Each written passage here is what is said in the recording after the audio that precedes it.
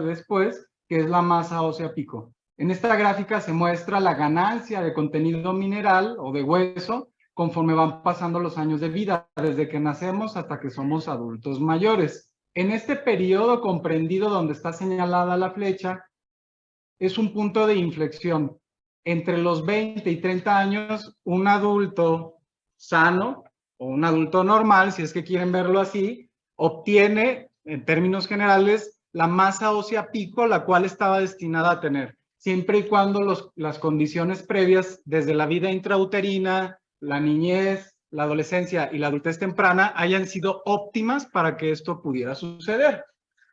En el caso de los hombres y de las mujeres, pueden ver que hay una diferencia. La línea apuntada de hasta arriba son los hombres, la de abajo son las mujeres. Y cómo podemos ver que a pesar de que los dos podemos alcanzar nuestra masa ósea pico, a partir de un evento fisiológico que es la menopausia, sucede una marcada pérdida de la cantidad de contenido de hueso, en este caso evidentemente en las mujeres, cosa que en los hombres no nos pasa. Si bien los hombres también tenemos una pérdida de hueso conforme pasan los años, no es tan pronunciada como con las mujeres. De ahí que las mujeres sean más propensas a padecer esta enfermedad a diferencia de nosotros los hombres.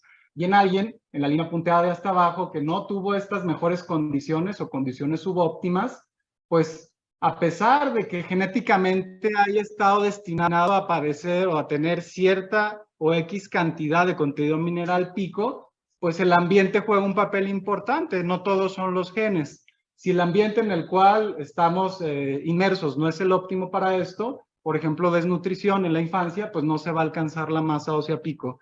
Y como término general, lo que no se gana en esta etapa no lo van a poder ganar después. Alguien que no ganó su masa ósea pico en el mejor momento en donde los astros se alinearon para que tuviera la mayor ganancia de hueso posible, no lo va a poder adquirir aquí a los 60 años.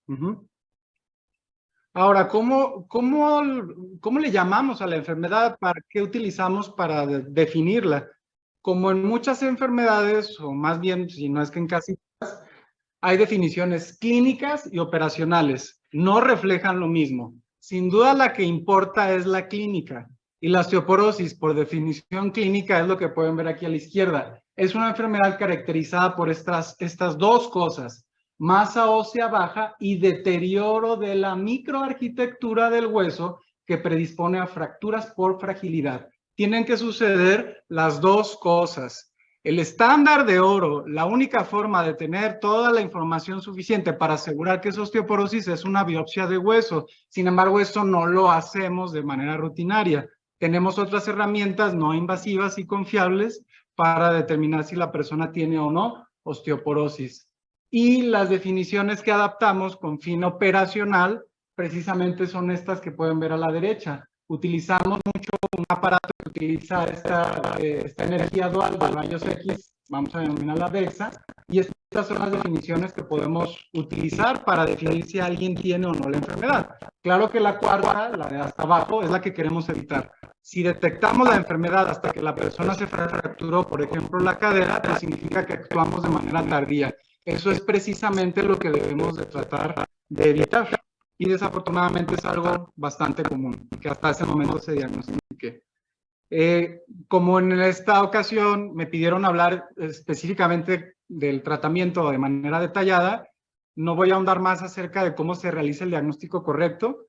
Les voy a enviar al correo de los jefes otra presentación acerca de cómo analizar detalladamente un resultado de DEXA y los demás estudios, pero me gustaría dejar en claro que los puntajes que habitualmente observan en un reporte de DEXA de cadera y de columna, pues son los que utilizamos para determinar si el paciente es normal o no, y son los puntajes T y Z. ¿Pero qué representa un puntaje T y Z? Esto los pediatras lo dominan. A nosotros los médicos de adulto a veces se nos pasa, se nos olvida.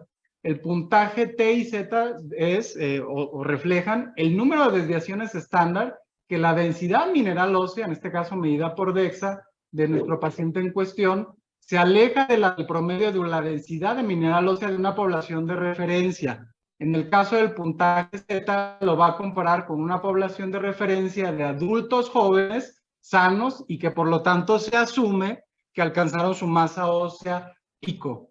Este puntaje hay que utilizarlo en mujeres que aún son fértiles y en hombres a partir de los 50 años de edad. Y aquí pueden ver abajo la fórmula, como en la fórmula está mencionado que se va a comparar con la densidad mineral de adultos jóvenes. Si la persona tiene 80 años, la van a comparar con la densidad mineral, por ejemplo, de una mujer de 30 años, de 20, de 25, dependiendo de la fuente de datos que esté utilizando.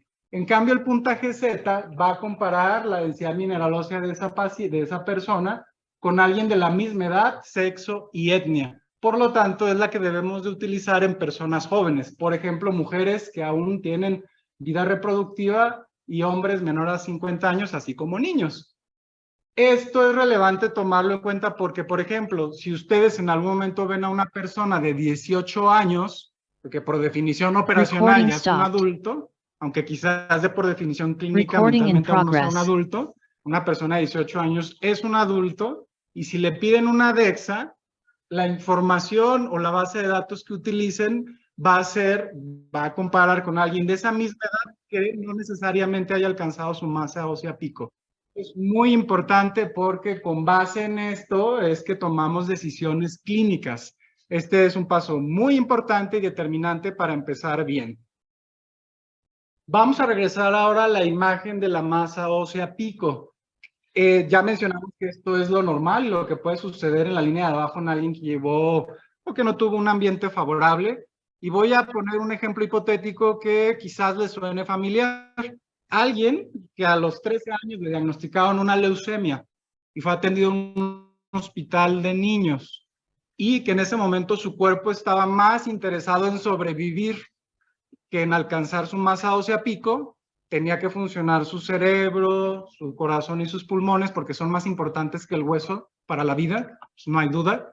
En ese momento, la persona no ganó o puede que no haya ganado lo que estaba destinado a ganar porque tuvo una enfermedad grave en ese periodo de la vida. Si esa persona después la refieren al instituto porque cumplió mayoría de edad, pero ya no tiene la leucemia, ya está en remisión, asuman que va a tener una masa ósea baja. Pero si es que no tiene osteoporosis, no tendría por qué tener deterioro de la microarquitectura. Si le hacen una DEXA a esa persona en algún momento, por ejemplo, a los 40 o 60 años, claramente va a tener una densidad mineral ósea más baja que la población de referencia, pero porque no alcanzó su masa ósea pico.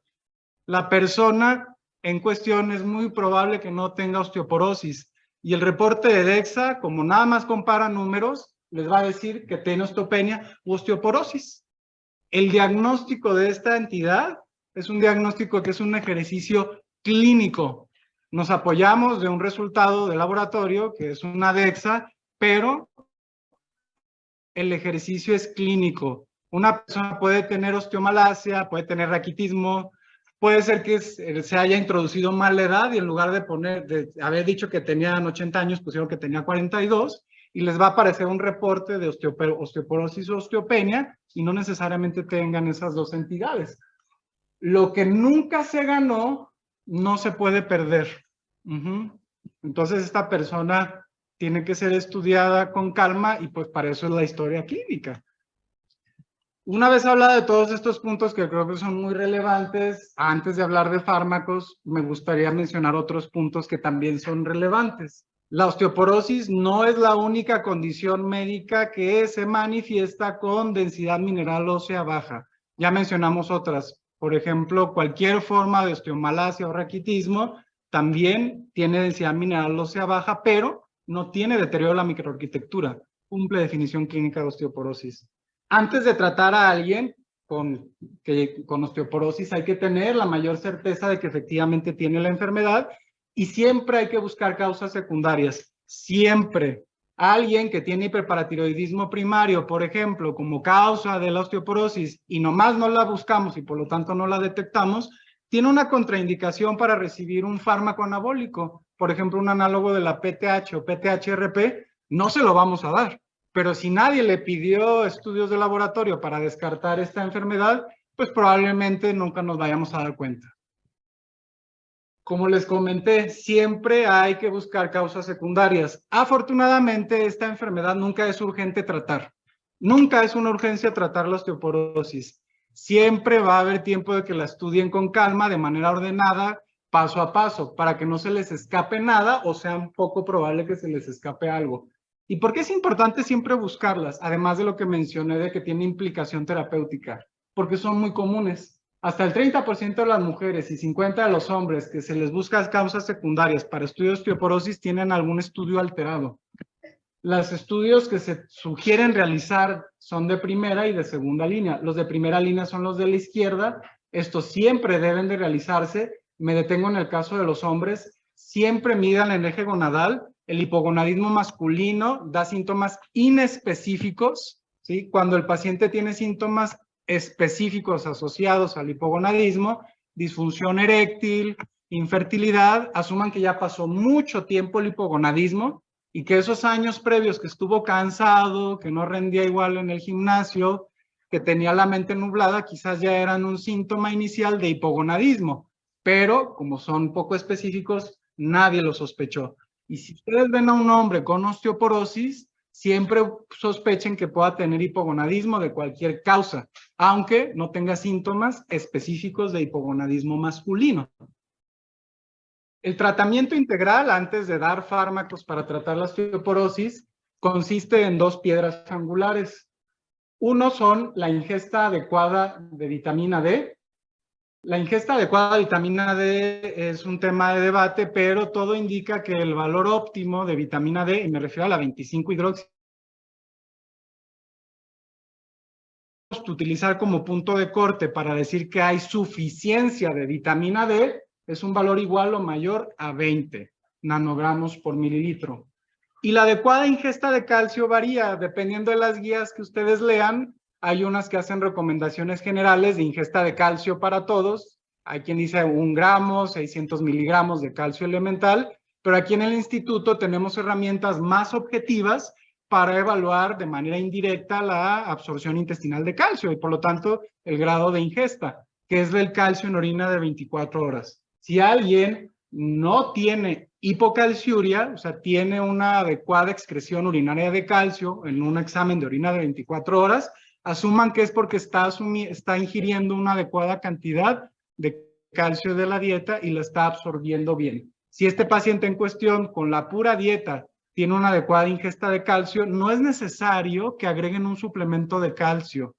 No se sabe hasta qué punto la nefrona se puede saturar y que ingerir demasiado calcio pueda ser causa de hipercalciuria y por lo tanto de litiasis. Esta conducta rutinaria quizá la tendríamos que hacer en otro lugar, sin embargo aquí en el instituto aprovechen que tienen esta herramienta accesible, exámenes de orina 24 horas para estudiar a los pacientes de manera más integral y objetiva. Y en las medidas no farmacológicas que son igual o quizá más de mayor importancia que las farmacológicas son que mantengan un estado de vida lo más saludable. En el caso de los adultos mayores es indispensable prevenir caídas. Si ustedes le dan el fármaco más novedoso, sofisticado y caro para tratar su osteoporosis, pero se cae y se pega en la mera parte del huesito que estaba más frágil, aún así se va a fracturar. Y si esto se pudo haber evitado recomendando que hiciera ejercicio, que si tiene algún déficit visual se corrigiera, que si tiene algún déficit auditivo se corrigiera, evitar combinaciones de fármacos innecesarias que aumentan el riesgo de caída, pues todos nos daríamos de golpes en la pared de decir, ¿por qué no lo hice? Y en cuanto a las medidas farmacológicas, las vamos a dividir en aquellas que pueden ser orales o por vía parenteral. Antes de detallar más acerca de los fármacos, aquí hay varios conceptos importantes. La terapia de esta enfermedad siempre es secuencial, debido a que todos los fármacos que hoy día están aprobados para tratar la enfermedad tienen una limitada duración del efecto. Por ello, todos tienen un aprobado uso por tiempo limitado. La osteoporosis es una enfermedad crónica y por lo tanto no es que trato yo 2, 3 años y después lo dejo a libre evolución. Se trata el resto de la vida.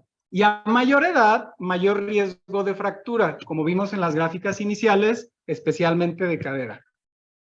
Con todos los fármacos tenemos experiencia de uso, si no, no estarían aprobados, pero en el caso de los bifosfatos es con los que tenemos más.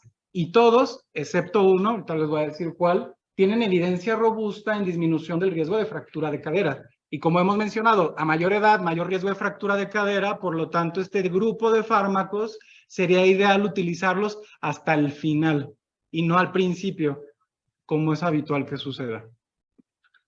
¿Por qué la ganancia de la densidad mineral ósea cuando damos un fármaco para tratar osteoporosis es finita? Porque no siempre se observa que siguen ganando y ganando y ganando hueso. Aquí está la explicación fisiológica. En esta diapositiva les muestro la unidad formadora de hueso. A la derecha, las células encargadas de formar hueso, tanto en su componente extramineral y su componente mineral, son los osteoblastos. Y a la izquierda, las células encargadas de la resorción, o sea, de la digestión de la matriz extracelular, se llaman osteoclastos. Uno a uno deben de estar acoplados, uno depende del otro. Si un osteoclasto se activa, un osteoblasto también se va a activar. Si uno se inactiva, el otro se va a inactivar. Si ustedes dan un fármaco cuyo efecto farmacológico es principalmente antirresortivo, por ejemplo un bifosfonato, y el blanco terapéutico es esta célula va a dejar de producir sustancias que en este nicho van y estimulan para que los osteoblastos se diferencien o maduren. Y por lo tanto, si ustedes dan un antirresortivo, también van a inhibir en cierto grado la formación de hueso. Y es por eso el efecto meseta que se observa en todos los fármacos.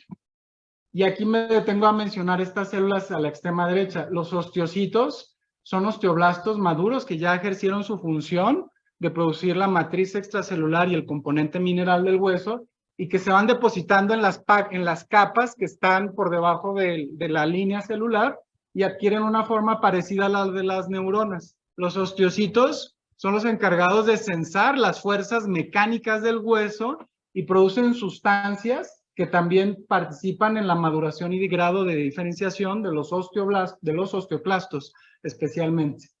La formación de hueso tarda más que la destrucción. Tarda más reconstruir un edificio, aunque el sismo lo haya tumbado en una cuestión de minutos. En el hueso es igual. Los osteoclastos ejercen su función en un mes, generan este huequito para que se deposite posteriormente hueso maduro, pero ese proceso dura 4 veces más. Y las sustancias que se producen durante el proceso de activación o de actividad de cada una de estas células se pueden liberar a la sangre y ser detectadas, por lo tanto, en sangre y o en orina. Y en el instituto podemos determinar eso, que son el caso de los N-telopéptidos y de la fosfatasa alcalina ósea. Uno es un marcador de actividad osteoclástica, el primero, el segundo de actividad osteoblástica. Y son de gran utilidad para tanto estudiar cómo seguir a los pacientes que están tratados por osteoporosis.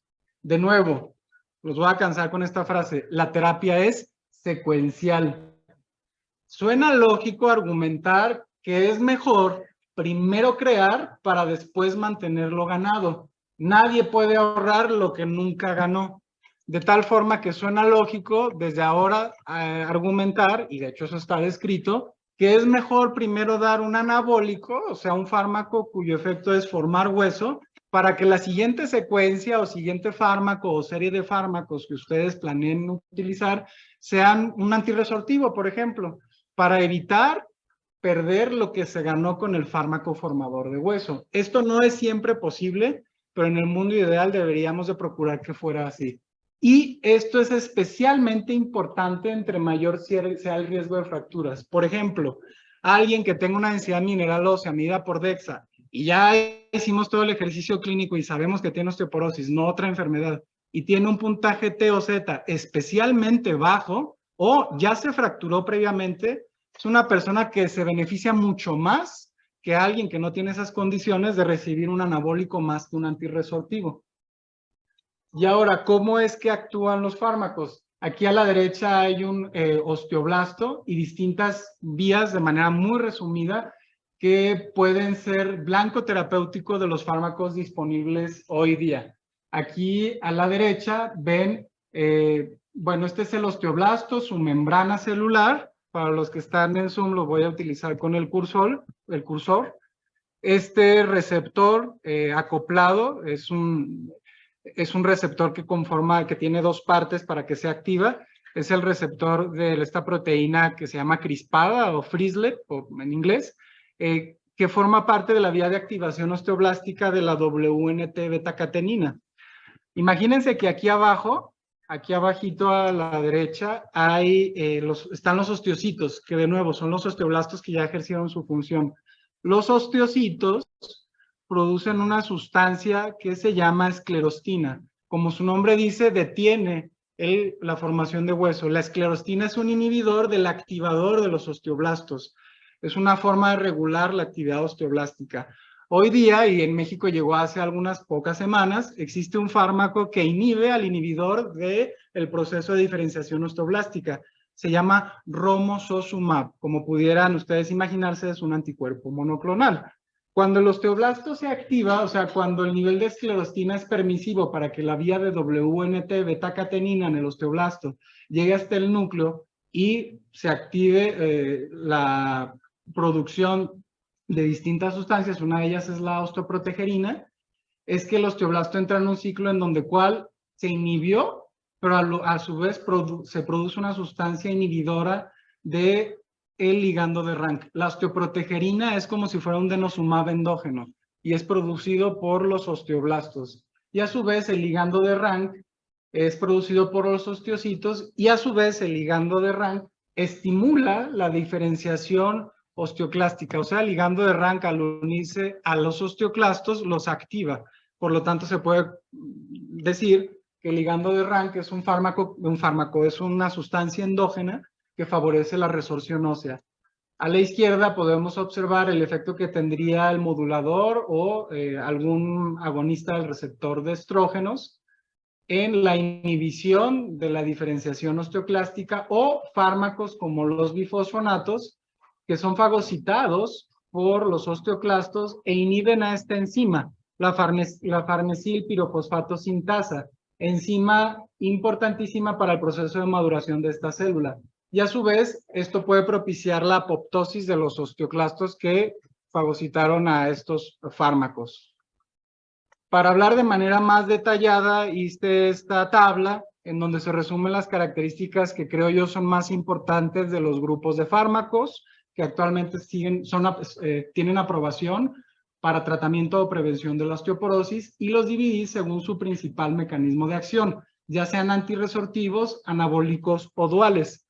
¿Por qué digo duales? Si se fijan, un fármaco como romosozumab que inhiba la esclerostina, al favorecer que la vía de WNT beta-catenina sea eficiente, a su vez va a aumentar la producción de este denosumab endógeno. Por lo tanto, romosozumab es considerado un fármaco dual, un fármaco anabólico y antirresortivo. Y de ahí esa es la explicación muy probable del por qué hoy día sea el fármaco más potente para tratar la osteoporosis. Empezando con la terapia de reemplazo hormonal con estrógenos, ya sea con o sin progestágeno, pues hay diversas presentaciones. Siempre que puedan, prefieran la vía transdérmica de administración de estrógenos. Todas son ventajas, no hay ninguna, no le encuentro una desventaja sobre los demás, especialmente cuando se le están dando a alguien que está enfermo de otra cosa. Entonces, la vía transdérmica, siempre que sea posible para administrar estrógenos, sería la ideal.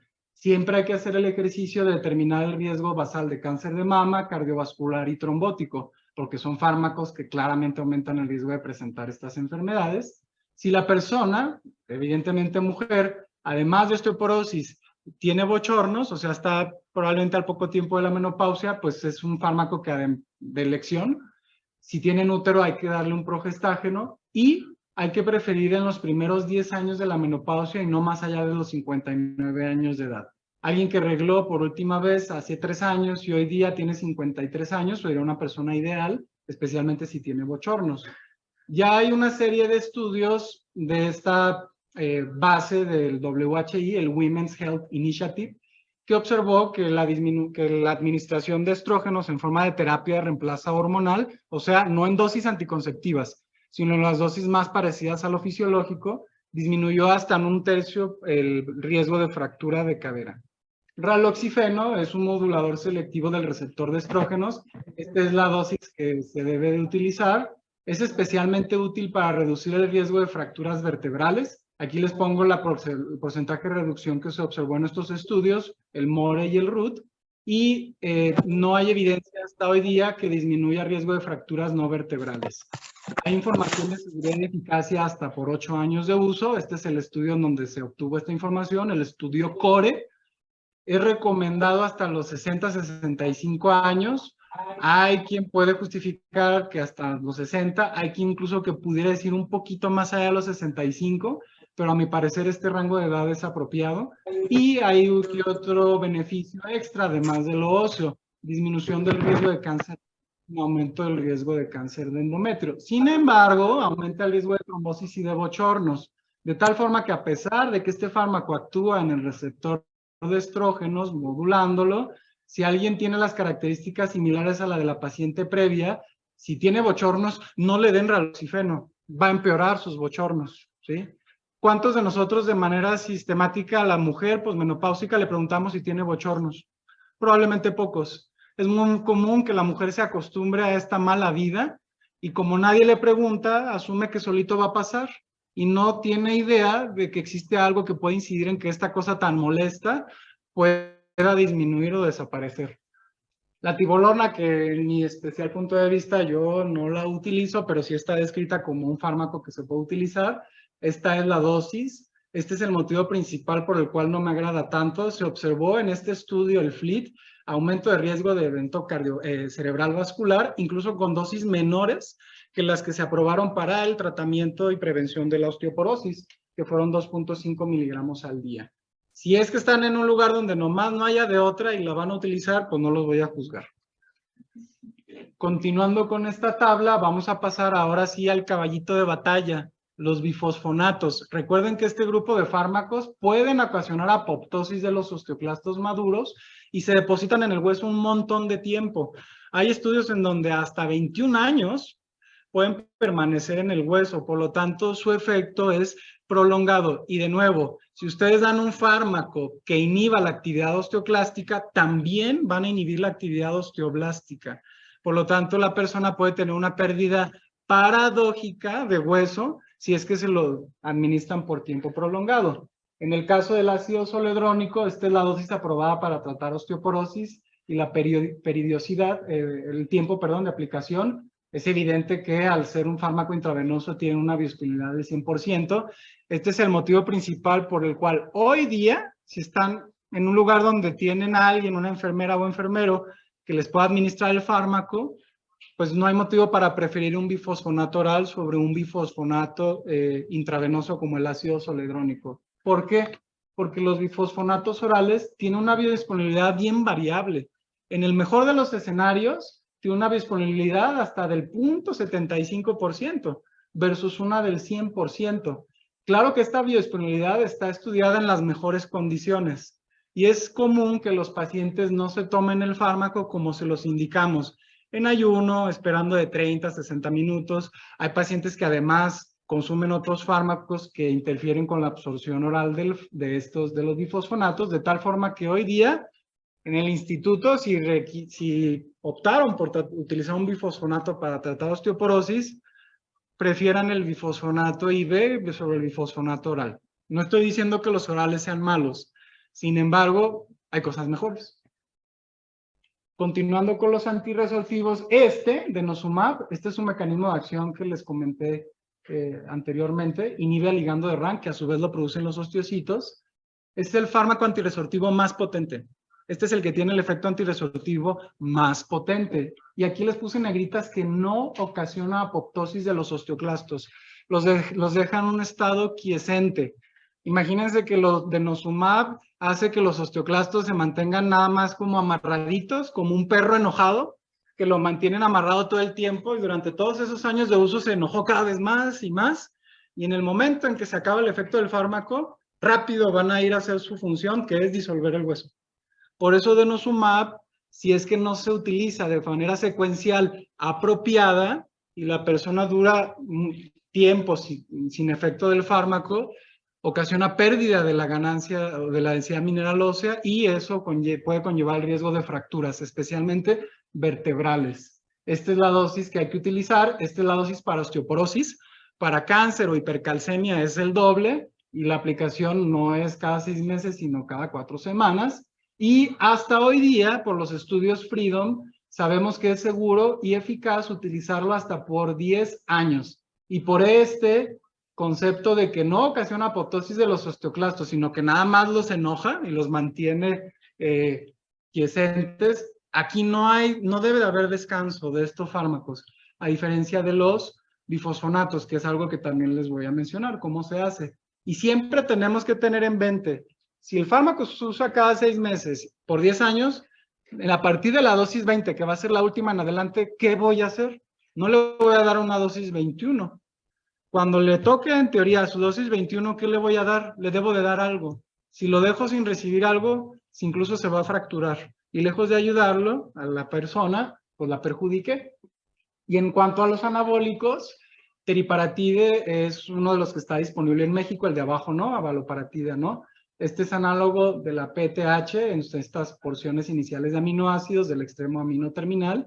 Su uso aprobado es por 2 años. Su administración es subcutánea diaria, al igual que abaloparatide, pero como les comenté, no está disponible en México. Si hubiera disponible en México los dos, yo preferiría utilizar abaloparatide, ya que tiene una potencia un poco mayor que la observada con teriparatide. Pero bueno, no hay en México.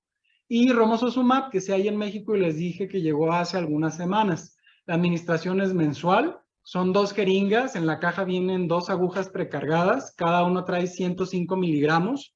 Cada una se debe administrar de manera simultánea. O sea, terminas una y te aplicas la otra. Por cuestión de farmacocinética es que no pudieron poner todos los 210 miligramos en una sola aguja. Es por eso que está así rarillo de 105 y 105. Bueno, esa es la explicación. Y hasta ahora es el anabólico más potente.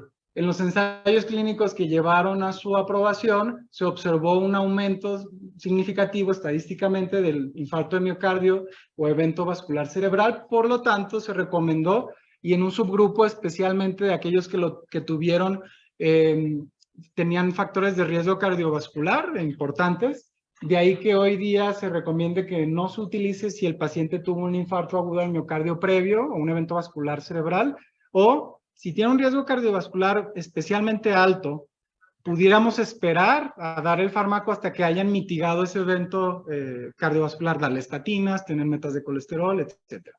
Que no fumen, etcétera.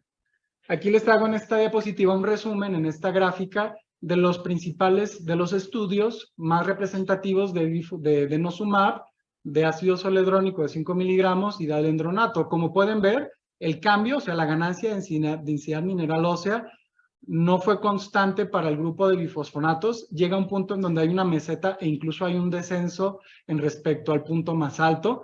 En el caso del denosumab sucede algo interesante y bien curioso. Parece que siempre hay una ganancia, a pesar de que esta no es una línea totalmente recta, tiene ahí una forma medio curvilínea, pues siempre hay algo de ganancia respecto a la administración previa. La explicación probable es que como el fármaco no ocasiona apoptosis de los osteoclastos, siempre hay algo de actividad osteoblástica residual que favorece que siempre haya algo que se llama modelado óseo. El modelado óseo no es lo mismo que remodelado y el modelado óseo parece que no se inhibe con el uso de denosumab. Por eso hay quien justifica que a pesar de que hoy día hay información de seguridad y de eficacia hasta 10 años, no hay por qué pensar que no vaya a seguir siendo efectivo en el año 11, 12 y 13. Y de ahí que si estamos en una circunstancia en donde no hay nada más que darle y hay que darle una dosis 21, 22 o más de denosumab, lo pudieran hacer, ¿sí? Y nadie los va a castigar probablemente.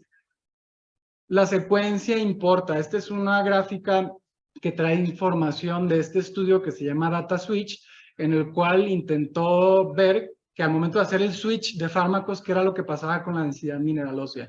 Como pueden observar, la mejor combinación es aquella en donde los pacientes recibieron primero al mismo tiempo, de manera simultánea, denosumab y teriparatide, aunque después hayan seguido solo con denosumab en el switch. Hay algo paradójico. En los pacientes que recibieron primero denosumab, de nuevo el antirresortivo más potente, y después les hicieron el cambio a recibir teriparatide, hay una disminución inicial de la densidad mineral ósea. Y esto es porque parece que para alcanzar el mejor efecto anabólico debe de haber algo de resorción al momento de que lo administres. Suena lógico. Entre más lagunas, o sea, entre más huequitos en el hueso haya, para que una vez que le demos algo que estimule a los osteoblastos se rellenen, pues parece que va a ser lo mejor. De tal forma que siempre que sea posible hay que preferir que primero se reciba un anabólico y después un antirresortivo. Si van a un antirresortivo antes de un anabólico, de preferencia que no sean los más potentes. Por ejemplo, terapia de reemplazo hormonal o raloxifeno, que no son más potentes que los bifosfonatos, sin duda. Y estos es una gráfica de uno de los estudios de romosozumab, en donde en el primer año le dieron a los pacientes romosozumab o alendronato, y a partir del término de esos 12 meses y hasta los 3 años, a los dos grupos les dieron alendronato. Creo que aquí en el auditorio no se ve del todo bien, se ve muy blanca, pero se observó que el riesgo de fracturas, tanto vertebrales como no vertebrales, fue menor en el grupo que primero recibió romosozumab y después recibió alendronato. Esta es otra tabla que es de otro estudio, pero también analizó a romosozumab en pacientes. Los dos son de mujeres posmenopáusicas. La causa más común de osteoporosis es esa, osteoporosis posmenopáusica. Por eso es ahí donde existe la mayor, la evidencia más robusta. De nuevo, aquí no se ve muy bien, pero como en el grupo de mujeres que recibieron romosozumab versus aquellas que no recibieron nada, ni siquiera les dieron bifosfonatos, y después las aleatorizaron a continuar con denosumab, hubo una ganancia de densidad mineral ósea de manera constante. Aquí empezó a haber de ganancia de densidad mineral ósea en el grupo que inicialmente recibieron placebo, a partir de que se les dio denosumab, como era esperado. Los meses que no recibieron nada, pues la densidad mineral ósea se mantuvo igual que la basal. Y estas otras gráficas donde podemos ver lo mismo. Es mejor primero dar un fármaco anabólico y después un antirresortivo. Parece que el ideal es denosumab, que darle otra cosa. Y si es que tuviéramos que utilizar un antirresortivo distinto a denosumab después de haber recibido un anabólico, ácido zoledrónico parece una buena elección. Y aquí podemos observar cómo el uso de romosozumab más allá de un año se asocia a ganancias de hueso, pero que no son tan significativas. Y debido a que es un fármaco en el cual se observó aumento del riesgo cardiovascular y que es de muy alto costo, es por eso que hoy día, a pesar de que hay información a que más allá de un año sí sigue habiendo algo de ganancia ósea, que hoy día lo recomendado es que solo se utilice durante 12 meses, o sea, 12 aplicaciones. Pero en México hay un problema en el caso de los bifosfonatos y del ácido zoledrónico. La presentación aprobada es la de 5, pero esa cuesta como 11,000 pesos el frasquito. A pesar de que sea una dosis anual, 11,000 pesos, pues no es precisamente poco dinero. Y hay presentaciones de 4 miligramos que están aprobadas para tratamiento de eventos óseos asociados a cáncer y hipercalcemia, que cuestan 11 veces menos que eso. Entonces parecería tentador utilizar la dosis de 4 miligramos para tratar osteoporosis a pesar de que esa dosis no esté aprobada con ese uso. Hay estudios chiquitos, casi todos de países de bajos ingresos como nosotros, que por necesidad han tenido que explorar esto. Este es uno de estos estudios, este es tailandés, en donde en una pequeña población se observó que efectivamente es efectivo en ganar densidad mineral ósea, especialmente en columna, y en disminuir los marcadores de resorción, como era esperado. En el instituto hace poco se hizo un estudio que aún está pendiente por publicar, en donde se observó algo similar. En los pacientes tratados, eran mujeres con osteoporosis posmenopáusica, en lo cual se descartaron causas secundarias de osteoporosis. Se observó qué pasaba con la ganancia de densidad mineral ósea, tanto en columna lumbar, que es la gráfica A, B, cuello femoral, y la C en cadera total, y podemos observar cómo hay una ganancia principalmente en la columna lumbar y cómo hay una meseta o incluso una ligera pérdida de densidad mineral ósea en la cadera y cuello femoral, observada con la administración de dosis de 3 miligramos. Sin embargo, a partir de la tercera dosis ya hay una ganancia neta en las 3 zonas. Y a pesar de que fue un estudio con población pequeña, se observó que la presencia de fracturas vertebrales definidas tanto por imagen, aquí no se analizaron fracturas clínicas, solo por imagen, no fue sustancialmente distinta a la observada con los estudios de 5 miligramos. Ahora, algo muy común, debido al que el dinero es un problema aquí con nosotros, es ¿Qué hacer si el paciente recibió previamente ácido zoledrónico y después le quiero dar denosumab? Hace años no tenía dinero, ahora sí, o ahora hay gratuidad y ahora le voy a dar denosumab, pero previamente recibió ácido zoledrónico. Pues parece que no es del todo malo. Como los bifosfonatos duran mucho tiempo en el hueso, si ustedes después le dan un fármaco y a los 6 meses no se pudo administrar la siguiente dosis de denosumab, el efecto residual del ácido zoledrónico que recibió pudiera ser protector para que los marcadores de recambio no hagan esa delta que se observa en personas que previamente no recibieron un bifosfonato. Ahora, en el caso de los bifosfonatos, hay que considerar en ciertas circunstancias, como son estas, menores a 70 años, sin historia personal de fracturas, que en su densidad mineral ósea esté estable o con mejoría, y que los marcadores de recambio estén estables, dar un periodo de descanso. A partir de la tercera dosis, o sea, 3 años de uso de ácido zoledrónico, y a partir de los 5 años de alendronato. De tal forma que si una mujer por algún motivo recibió, y que tiene osteoporosis, recibió 3 años de ácido zoledrónico y lo empezó a los 60 años, o sea, ahorita tiene 63, tiene menos de 70 años, por lo tanto, y no tiene, y cumple los demás, pudieran decidir no darle la cuarta, quinta y sexta dosis de manera cambio, radiografías, densitometrías, y en el momento en que vean que algo se está empezando a perder del efecto de lo que recibió previamente, le reinician la dosis 4, 5 y 6. Y si eso hizo que ganaran años de vida, si la mujer a los 63 años le dieron el descanso y lo reiniciaron hasta que cumplió los 66, pues tuvieron 3 años de ganancia en el cual no quemaron cartucho.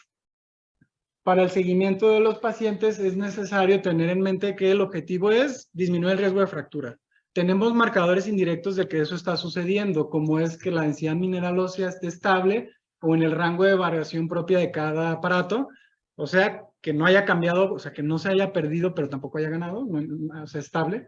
Mejoría la densidad mineral ósea o que los marcadores de recambio reflejen el efecto farmacológico de lo que le dimos. Por ejemplo, si estamos con un antirresortivo, que los N-telopéptidos sigan inhibidos o bajos, significa que la persona efectivamente tiene efecto del fármaco. Y yo les recomiendo que siempre hagan radiografías de columna. No tengo una recomendación que de cada cuándo, puede ser cada año, cada 2 años, pero el punto aquí es que es algo de fácil acceso, emite muy poca radiación, no es invasivo, y si durante el tratamiento detectan una fractura vertebral que previamente no estaba, pues algo está pasando ahí. Quizá el paciente tiene una causa secundaria que no encontré porque no busqué, o la busqué pero no la interpreté bien los estudios, o el fármaco en cuestión en esta persona no está siendo del todo efectivo. ¿Y cuál es la importancia de ver bien los reportes de DEXA? No toda mejoría es reflejo de mejoría. Esta es una paciente de la vida real, de aquí del instituto, que antes del inicio de un bifosfonato oral, ácido alendronato, tenía un puntaje T en la columna bien bajito, de menos 4.5. Se le inició el bifosfonato oral y a los 2 años le hacen una DEXA en donde en la columna se observa que está menos negativo. Y alguien puede decir, pues es que ganó hueso. Sin embargo, fíjense cómo hay una discrepancia al ver el análisis de cada una de las vértebras del área de interés. L1 está menos negativa que las demás. No habría por qué tener tanta diferencia entre una vértebra y otra. A alguien se le prendió el foco y dijo, esto puede ser porque se fracturó. Le pidió una radiografía y efectivamente tiene una fractura por aplastamiento. Debido a que la densidad mineral ósea se reporta en gramos por centímetro cuadrado, si el área disminuye, o sea, si la vértebra se apachurra, ese mismo contenido mineral va a estar presente ahora, pero en una menor área, y por lo tanto, el numerador no se va a mover, el denominador sí, y por lo tanto va a ser un valor menos negativo en el puntaje T o Z, el que vayan a utilizar. Tengan mucha cautela. Si observan mejoría, estén la mayor seguro posible de que sí fue por una mejoría y no porque al revés, el paciente está empeorando. En cuanto a la osteonecrosis mandibular, está algo muy raro. Es más frecuente, sucede, número 1, con antirresortivos. Como romosozumab tiene un mecanismo también antirresortivo, también se ha observado esta entidad con romosozumab, sigue siendo muy raro, pero como el antirresortivo más potente es denosumab, es con el que más hay que tener precaución porque es el que tiene una mayor incidencia de esta complicación. Todos los procedimientos dentales que involucren que se tenga que activar la unidad formadora de hueso para tapar el hoyo que quedó o para curar lo que el dentista modificó, tienen riesgo de que esto suceda. Y esos son las extracciones, como número 1, los implantes, porque ahí se perfora el hueso, y la ortodoncia. La ortodoncia genera, cada vez que les tiran las ligas o le cambian los alambres, se va generando un huequito entre la encía y el diente, y ahí se tiene que ir rellenando de hueso nuevo. Para eso tiene que estar activo la unidad formadora de hueso. Y si está inactiva porque tiene un antirresortivo ahí en su mandíbula, pues puede presentar esta complicación. Además, si la persona tiene mala higiene general, usa glucocorticoides, le hemos dado radioterapia a la mandíbula o utilizan inhibidores de la angiogénesis, aquí en el instituto hay muchos pacientes, especialmente en la consulta de oncología, que tienen inhibidores de cinasa, y que además les dan un antirresortivo y que además tienen higiene oral, hay que tener especial atención en ellos. Y una cosa que solemos hacer aquí en el instituto es, si a un paciente le dimos un antirresortivo y en el momento en que se lo dimos no tenía necesidad de un procedimiento dental, pero durante su uso existe esta necesidad y el procedimiento no lo podemos diferir mucho tiempo, lo que solemos hacer es medir marcadores de manera seriada. Y por ejemplo, si le están dando un antirresortivo, es esperado o lógico argumentar que el efecto del fármaco ya no es el máximo o se ha ido perdiendo conforme los marcadores de resorción lleguen a la normalidad o francamente estén altos. Es en ese momento en donde podemos decirle a la persona y a su odontólogo, hágale el procedimiento, su riesgo ahorita no aparenta ser muy alto. Y para finalizar, les traigo 2 ejemplos de la vida diaria, de la vida real, perdón. Este es, bueno, el primero no es real, el segundo sí. Esta es una mujer de 55 años que ya está en la menopausia, hace 2 años que arregló por última vez. Tiene antecedente familiar de fractura de cadera en su mamá. Estos son sus valores de densitometría, debido a que está en la posmenopausia, pues por eso hay que utilizar el puntaje T. Tiene osteoporosis, especialmente marcada en la columna lumbar, eso es lo habitual. No hay, hasta ahorita no se ha fracturado, hicieron un buen ejercicio clínico y descartaron causas secundarias y su riesgo de cáncer de mama y trombosis es estándar. Y además le preguntaron de manera dirigida si tiene bochornos y les dijo que sí. Lo ideal o la secuencia, aquí que les traigo en esta tablita, sería iniciar terapia de reemplazo hormonal, después raloxifeno, después anabólico, después denosumab y después ácido zoledrónico. Y si van sumando la duración de años y la edad que va ganado, si es que hacen las cosas bien, cuando esta mujer tenga 83 años, pues no la habrán dejado desprotegida. Y es a partir de los 70, 75 años en donde más riesgo va a tener de fracturarse. Entonces, en este caso, pues se hicieron las cosas lo mejor posible. En cambio, vamos ahora a imaginarnos que estamos en el multiverso número X, ahorita que y ahí nos están vigilando, y ahora estamos en el año 29, de 2029, avanzamos en el tiempo. Es esa misma mujer, ahora tiene 61 años, cuando le diagnosticaron esta osteoporosis, le dejaron ir de manera rápida el ácido zoledrónico y recibió las 6 dosis seguidas sin descanso. Por eso ahorita tiene 61 años. Y ahora que lo estás viendo en 2029, a esta mujer joven que no tiene una enfermedad grave y que asumes que puede llegar a vivir a los 82 años, dices, ¿ahora qué demonios hago? ¿Qué voy a hacer? ¿Por qué le dimos un bifosfonato tan potente de inicio? Es más, vi en las notas previas y decía que tenía bochornos y nadie hizo nada. Hubiera sido buena idea darle terapia de reemplazo hormonal, después raloxifeno, hablar con ella de la opción de un fármaco anabólico. La decisión de que si lo compra o no es del paciente, no es nuestra. Eso no hay que asumir que un paciente no va a poder comprar las cosas. ¿Y ahora qué harían? Opción A, solo la vigilan, le indican el anabólico a pesar de que saben que, pues como recibió previamente un antirresortivo, no va a tener la mayor ganancia posible. Le dejan ir otro antirresortivo como denosumab o viajan al pasado y se reclaman a ustedes mismos que por qué hice eso. En el ejemplo 2, que este sí es de aquí, esta es una mujer de 41 años que tiene antecedente de cáncer de mama, tuvo receptor de estrógenos positivo, eso fue a los 36 años. Le dieron el esquema convencional para este tipo de cáncer de mama, no le dieron bifosfonatos, después la cambiaron a doble bloqueo durante 5 años y la última dosis del doble bloqueo fue hace 1 año. De tal forma que ahora está a 6 años de sobrevida libre de enfermedad y a pesar de ser una mujer joven, continúa en amenorrea, probablemente por la ciclofosfamida. No se ha fracturado, pero su densidad mineral no se ha empeorado y ahora tiene osteoporosis, aunque no es grave. ¿Cuál será el mejor siguiente paso? A ver, aquí abajo, ¿está atrás de Moy? Sí, no me sé tu nombre, perdón, ¿cómo te llamas? Jorge, con base en lo que hemos dicho hasta ahora, ¿cuál de estas opciones te parece la mejor?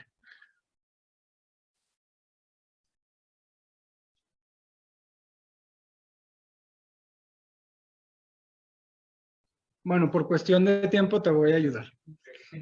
Esta mujer tiene un antecedente de cáncer de mama que es sensible a estrógenos. No le des terapia de reemplazo hormonal, por favor. A pesar de que en esta respuesta después decía raloxifeno, no le des terapia de reemplazo hormonal. Indicar ácido zoledrónico, ya les dejé claros que en personas jóvenes no es lo ideal. Indicar denosumab es el mismo concepto. E indicar anabólico pudiera ser una opción, pero ya les dije que no tiene osteoporosis grave, a pesar de que sí tiene osteoporosis grave. Y raloxifeno les dije que tiene un beneficio extra, disminuye el riesgo de cáncer de mama. Y en teoría en esta paciente, por lo tanto, disminuye el riesgo de recurrencia. Una opción adecuada y la mejor es la opción B. Y para finalizar, les dejo dos reflexiones finales. Una, esta es una enfermedad crónica. Es muy común y es en el adulto. Eso lo hace un médico internista. Los médicos internistas vemos adultos y la población cada vez está envejeciendo. Por lo tanto, deben de conocerla a la perfección, ¿sí? Deben de conocer la neutropenia gravifiebre, cosas que vemos aquí porque aquí es el instituto, pero lo común que van a ver en el día a día cuando dejen de estar rotando ahí, deben de dominarlo. El tratamiento se planea con tiempo y es secuencial. Cuando el paciente sea mayor, se los va a agradecer. Y gracias. Si tienen algún comentario o duda, creo que quedan unos 2 minutos.